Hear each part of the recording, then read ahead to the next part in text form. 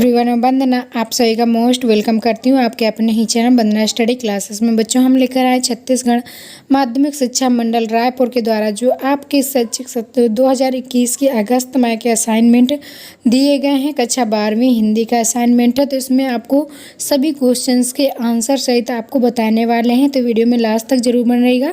सारे क्वेश्चंस के आंसर बहुत ही क्लियरली और राइट आंसर आपको मिलने वाले हैं। तो अगर ये वीडियो आपके लिए थोड़ा सा भी यूजफुल रहे तो वीडियो को लाइक ज़रूर कर लें, चैनल को सब्सक्राइब कर लें, ज़्यादा से ज़्यादा अपने दोस्तों को भी शेयर कर दें। अगर आपको सॉल्यूशन की पूरी पीडीएफ चाहिए तो आप हमारे साइट पर जाकर देख सकते हैं। यूपी बोर्ड लाइव करके साइट है, वहाँ पर आपको पूरी सॉल्यूशन की पीडीएफ मिल जाएगी। अगर आप हमारा टेलीग्राम नहीं ज्वाइन किए हैं तो टेलीग्राम ग्रुप ज्वाइन कर लें। वंदना स्टडी क्लासेस के नाम से हमारा टेलीग्राम ग्रुप है, वहाँ पर भी आपकी सॉल्यूशन की पूरी पीडीएफ मिल जाएगी। तो चलिए फ्रेंड्स, स्टार्ट करते हैं। पहला क्वेश्चन है आपका, निम्न में से किसी एक विषय पर अपने विचार दीजिए। तो 3 आपके ऑप्शन दिए गए थे, उनमें से आपको एक पर विचार करके लिखना है। कोरोना वायरस पर, मोबाइल की उपयोगिता पर, इस तरह से आपसे पूछा गया है, तो आपको हमने बताया है मोबाइल की उपयोगिता पर। तो मोबाइल की उपयोगिता पर आप अपने विचार कैसे लिखेंगे, चलिए देख लेते हैं। आजकल के समय में इंटरनेट जैसी सुविधा सभी घरों में उपलब्ध रहती है। कोरोना वायरस समय में ऑनलाइन शिक्षा बहुत ही कारगर सिद्ध हो रही है। आजकल हर जगह, चाहे गांव हो या शहर हो, ऑनलाइन शिक्षा बहुत प्रचलित हो रही है।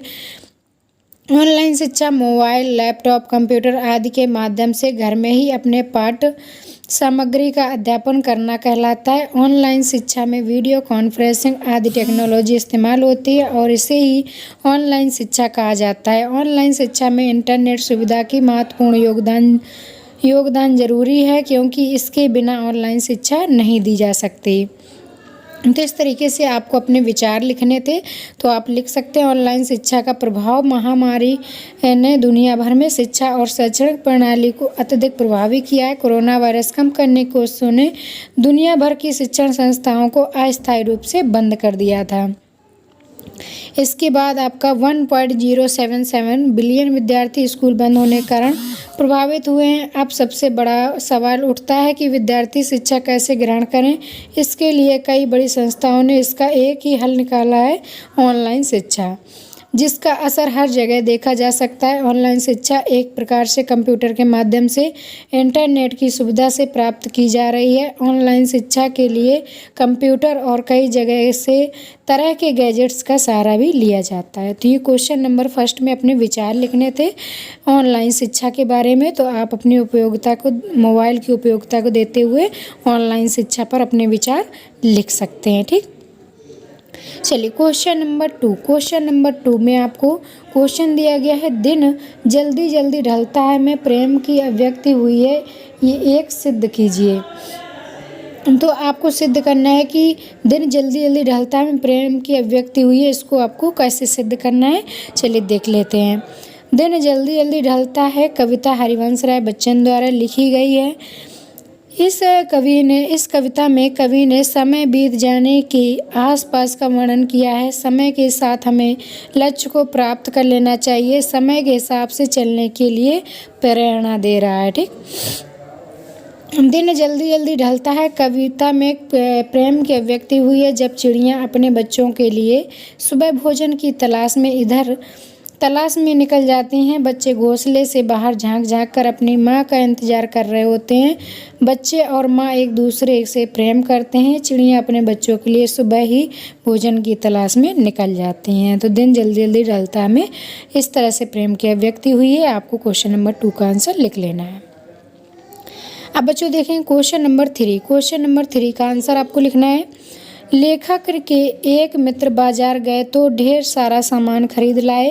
दूसरे मित्र पूरे दिन बाजार में रहकर भी खाली हाथ लौट आए।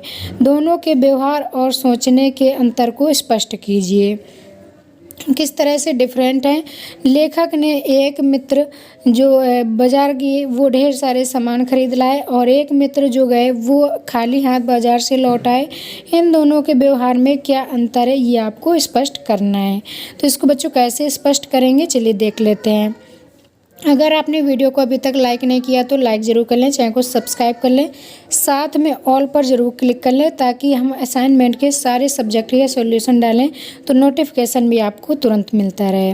नोटिफिकेशन के लिए ऑल पर क्लिक करना पड़ता है ताकि नेक्स्ट वीडियो जब भी हम डालेंगे तो तुरंत आपको भी मिल जाएगा और अपने दोस्तों को भी ज़्यादा से ज़्यादा शेयर कर देंगे तो उनको भी मिल जाएगा। चलिए हम देख लेते हैं क्वेश्चन नंबर 3 में एक मित्र जो बाज़ार से ज़्यादा सामान खरीद लाता है, एक मित्र जो बाज़ार से कम सामान कुछ नहीं खरीदता, खाली हाथ लौटाता है, तो दोनों के व्यवहार में क्या, सोचने में क्या अंतर है, ये स्पष्ट करना है अपने शब्दों में। तो चलिए देख लेते हैं। इसमें आपको लिखना है बाजार दर्शन पाठ में लेखक ने अपने 2 तरह के मित्रों का उल्लेख किया है। एक मित्र बाजार जाकर ढेर सारा सामान खरीद लाता है, वह फिजूल खर्ची करता है, इससे वह घमंड संतुष्ट होता है, उसको अपनी ज़रूरत की चीज़ों का सही पता नहीं होता। दूसरा मित्र बाजार जाता है, वह बहुत देर तक रुकता है परंतु वहाँ बहुत सी चीज़ें देखकर बहुत सी चीज़ों को खरीदना चाहता है परंतु तय नहीं कर पाता कि वह क्या खरीदे, अतः खाली हाथ बाजार से लौट आता है। बाजार जाने वाले तीसरे व्यक्ति चूरन वाले भगत जी हैं। भगत जी को चौक बाजार की पंसारी की दुकान से केवल काला नमक तथा जीरा खरीदना होता है, शेष बाजार उनके लिए शून्य के बराबर होती है। तो इस तरीके से पूरा आपको लिख लेना है। वर्तमान नोटबंदी के कारण बाजार अस्त व्यस्त हो रहा है, ग्राहकों के पास भी धन नहीं है, बाजार जा कर सामान खरीदना आसान नहीं। इस परिस्थिति में मैं पहले मित्र की तरह फिजूल खर्ची करने के बारे में सोच भी नहीं सकता। वैसे भी ज़्यादा चीज़ों का प्रयोग करना मैं सुख शांति में बाधा मानता हूँ। मैं दूसरे मित्र की तरह भी बनना नहीं चाहता। बाजार में जाकर अनिश्चय में पड़ना तथा कुछ भी ना खरीद करना और समय नष्ट करना मैं उचित नहीं समझता। मैं चाहता हूँ कि भगत जी की तरह अपनी ज़रूरतों के बारे में जाने तथा उनको सीमित रखें।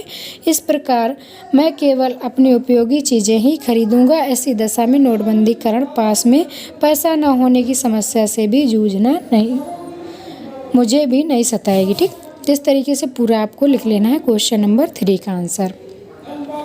चलिए क्वेश्चन नंबर 4 है आपका।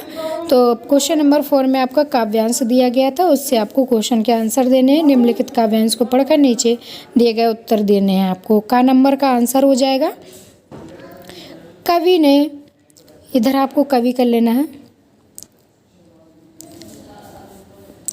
कवि ने इस काव्यांश में बच्चों के क्रियाकलापों व उनकी सहन शक्ति का वर्णन किया है। पतंग के सहारे कल्पना में उड़ते रहते हैं, यह लाक्षणिक प्रयोग है। सुनहरे सूरज के सामने आने का अर्थ है कि वे उत्साह से आगे बढ़ते हैं। ठीक, इसके बाद खा नंबर का आंसर आपको लिख लेना है। काव्यांश में मानवीकरण अलंकार है। पृथ्वी का तेज घूमते हुए बच्चों के पास आना मानवीकरण के लिए क्रियाकलाप का उदाहरण है। साथ साथ में पुनरावृत्ति प्रकाश अलंकार है और सुनहरे सूरज में अनुप्रास अलंकार है।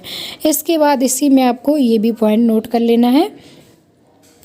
कवि ने लाक्षणिक भाषा का प्रयोग किया है। खतरनाक, सुनहले, तेज, बेचैन आदि विशेषणों का सुंदर प्रयोग किया है तथा खड़ी बोली में सहज अभिव्यक्ति है, मुक्त छंद है। ठीक, इसके बाद दृश्य बिंबों का ढेर है, जैसे छतों के खतरनाक किनारे, पृथ्वी और भी तेज घूमती हुई आती है उनके बेचैन पैरों के पास। ठीक, तो इस तरीके से पूरा आपको लिख लेना है। चलिए अब देख लेते हैं क्वेश्चन नंबर 5। क्वेश्चन नंबर 5 है आपका बाजार किसी लिंग, जाति, धर्म या क्षेत्र को नहीं देखता। वह देखता है सिर्फ उनकी क्रय शक्ति को। किस रूप में वह एक प्रकार से सामाजिक समता की भी रचना कर रहा है। आप इससे कहाँ तक सहमत हैं? तो इसका आंसर आपको लिखना है कि बाजार किसी की लिंग, जाति, धर्म को नहीं देखता है, इसकी समता को देखते हुए अपने सहमति देना है। तो कैसे बच्चों लिखेंगे इसको? यह बात बिल्कुल सही है कि बाजार किसी भी लिंग, जाति, धर्म, क्षेत्र को नहीं देखता, वह सिर्फ ग्राहक की क्रय शक्ति को देखता है। उसे इस बात से कोई मतलब नहीं कि खरीदार औरत है या मर्द है, हिंदू है या मुसलमान है, उसकी जाति क्या है या वह किस क्षेत्र विशेष से है। बाजार में उसी को महत्व मिलता है जो अधिक खरीद कर सकता है। यहाँ हर व्यक्ति ग्राहक होता है, इसलिए आज से यह एक प्रकार से सामाजिक समता की भी रचना करता है। आज जीवन के हर क्षेत्र नौकरी, राजनीति, धर्म, आवास आदि में भेदभाव है। ऐसे में बाजार हर एक को समान मानता है।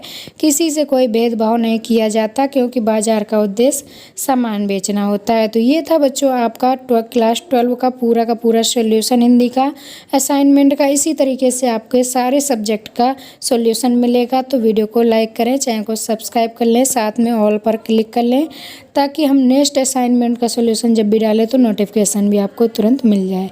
चलिए मिलेंगे नेक्स्ट वीडियो में, तब तक के लिए bye bye. Thanks for watching. 8 400 400 400 जी हाँ, क्योंकि अब आपका सवाल मैथ, फिजिक्स, केमिस्ट्री, बायोलॉजी का सवाल हो, तुरंत वीडियो सॉल्यूशन पाएँ सीधे व्हाट्सएप पर। फ़ोन पर डाउट नट का 8 400 400 नंबर सेव कर लीजिए, उसमें चैट ओपन कर लीजिए, फिर जो भी आपके डाउट हो उसकी फ़ोटो खींचें, क्रॉप करें, 5 सेकेंड में उसका सॉल्यूशन मिल जाएगा। फॉर क्लास 6 से 12 IIT JEE mains and advance NEET सभी स्टेट बोर्ड के बच्चों के लिए अभी जाइए अपने व्हाट्सएप पर 8 400 400 व्हाट्सएप कीजिए और उन्हें आउट कीजिए। लिंक